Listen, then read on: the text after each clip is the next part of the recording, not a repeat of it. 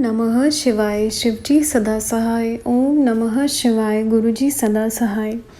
25वां अध्याय पिपलाद महादेव की लीला।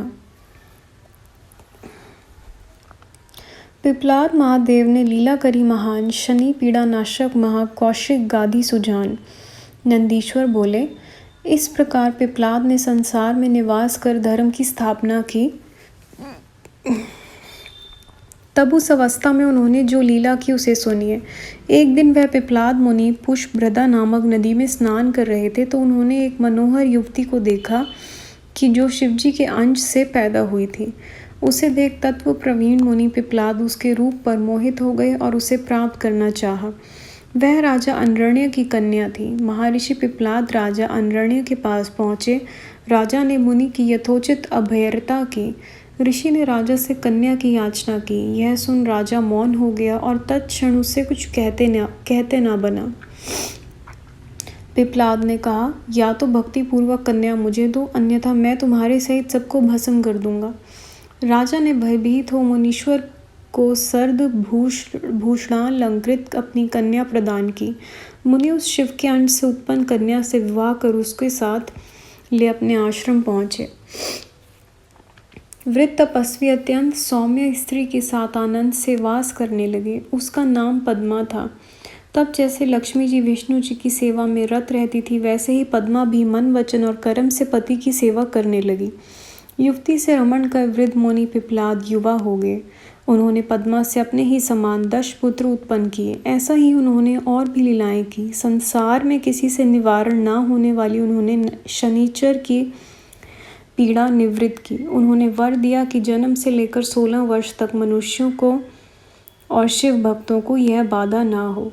यदि इसके विपरीत शनि कहीं पर मनुष्यों को पीड़ित करेगा तो भस्म हो जाएगा। हे मुने, इस प्रकार पिपलाद मुनि की नर लीला मैंने आपसे कही, जो संपूर्ण कर्म फलदायक है।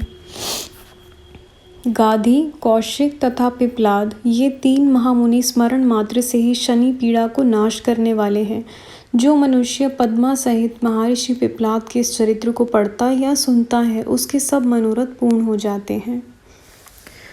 26वां अध्याय वैश्वनाथ अवतार वर्णन। वैश्वनाथ अवतार अरु वैश्य का चरित्र। भोग मोक्षदायक महामन करुहु धरचिला। नंदीश्वर बोले, हे मुनीश्वर, अब परमात्मा शिव के वैश्वनाथ नामक परम आनंददायक अवतार को सुनिए। पूर्व समय में नंदी ग्राम में महानंदा नामक एक बड़ी रूपवती वैश्य रहती थी, जो शिव की भक्ता थी। यह बड़ी धनवान, ऐश्वर्य युक्त और अनेक उज्ज्वल आभूषणों से युक्त तथा सर्वदा श्रृंगारित रहा करती थी। यह गान विद्या में ऐसी निपुण थी कि इसे देखकर राजा और रानियां हर्षित हुआ करती थी। यह सर्वदा शिवजी के नाम जपने से लगी रहती, पार्वती सहित शंकर की पूजा करती और सर्वदा रुद्राक्ष तथा विभूति धारण किया करती थी। यह सर्वदा शिवजी की पूजा कर उनका सुंदर यशोगान कर भक्ति पूर्वक उनके आगे आया करती थी और तथा एक बंदर और एक मुर्गे को रुद्राक्षों से भूषित कर हाथ की तालियों से शिवजी के आगे नचाती और शिवजी की भक्ति में रत सखियां सहित प्रेम पूर्वक हंसती रहती थी। शिवा में रुद्राक्ष बांधे मुर्गा भी बंदर के साथ चतुर नाच नाचता और दर्शकों को मन प्रसन्न किया करता। इस प्रकार शिवजी की भक्ति में रत महानंदा ने कितने ही समय व्यतीत किए। तब एक दिन शंकर जी वैश्य का रूप धारण कर उसके भाव की परीक्षा लेने आए। उनके हाथ में रत्न जटित एक बड़ा ही सुंदर कंकड़ था।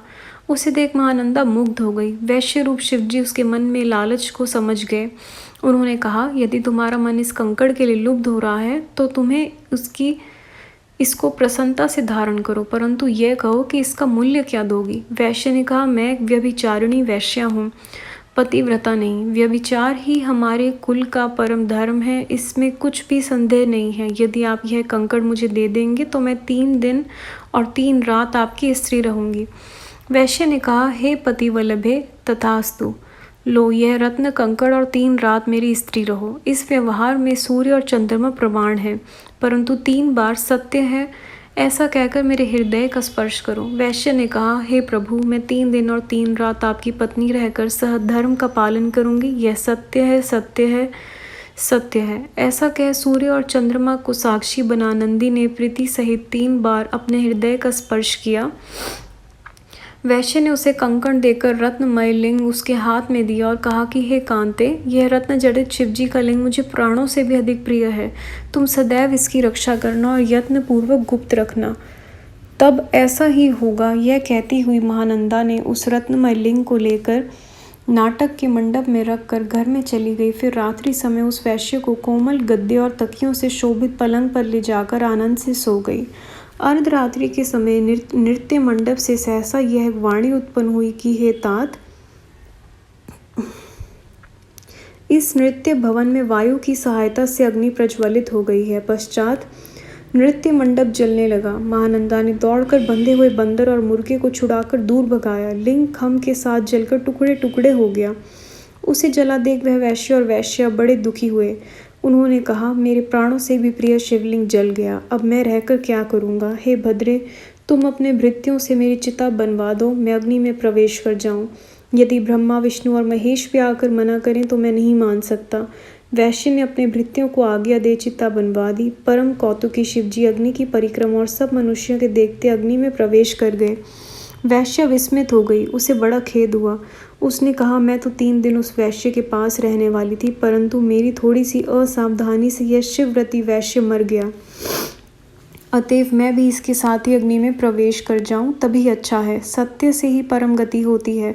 सत्य ही स्वर्ग और अपवर्ग देने वाला है। सत्य में ही सब कुछ प्रतिष्ठित है। यह सुन लोगों ने उसे प्राण त्यागने के लिए मना किया, परंतु उसने अपना सारा धन ब्राह्मणों को दान कर दिया तथा स्वयं प्रज्वलित अग्नि में कूदने लगी। तब उसी समय अपने चरणों से उसका मन लगा हुआ देख विश्वात्मा शिव ने प्रकट होकर उसको मना किया। उस समय त्रिलोचन शिवजी चंद्रकला भूषणधारी करोड़ों सूर्य और चंद्रमा के समान प्रकाश युक्त महानंदा के समक्ष अपने दिव्य रूप से प्रकट हुए। तब उन कांतिमान शंकर को देख नंदा स्तंभ खड़ी रह गई। अत्यंत भयभीत, विह्वलमना, कंपित तथा मूर्ख सी हुई नंदा के नेत्रों से अविरल अश्रु प्रवाह होने लगा। तब उसे धैर्य दे उस पर हाथ रख शिवजी ने कहा, मैं तेरी सत्यता, धर्म, धैर्य और निश्चल भक्ति से प्रसन्न हूँ। तेरी परीक्षा लेने के लिए ही वैश्य रूप धारण कर तेरे पास आया था।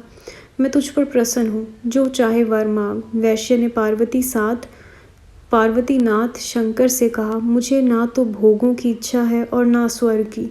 मैं तो केवल आपके चरणों कमल का स्पर्श चाहती हूँ। मेरे जितने साथी और भृत्य आदि हैं, इन्हें भी आपका दर्शन ही चाहिए।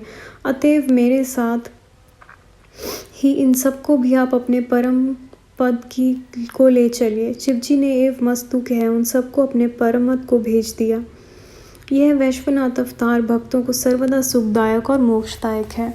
संगत जी, अध्याय यहाँ समाप्त होता है। गुरु जी, संगत जी, यहाँ तक पढ़ने में जाने अनजाने में कैसे भी भूल हुई हो प्लीज़ माफ़ करिएगा। अगला अध्याय हम अगली वीडियो में सुनेंगे। ओम नमः शिवाय। शिवजी सदा सहाय। ओम नमः शिवाय। गुरु जी सदा सहाय। Thank you Guru ji, thank you संगत जी। जय गुरु जी महाराज।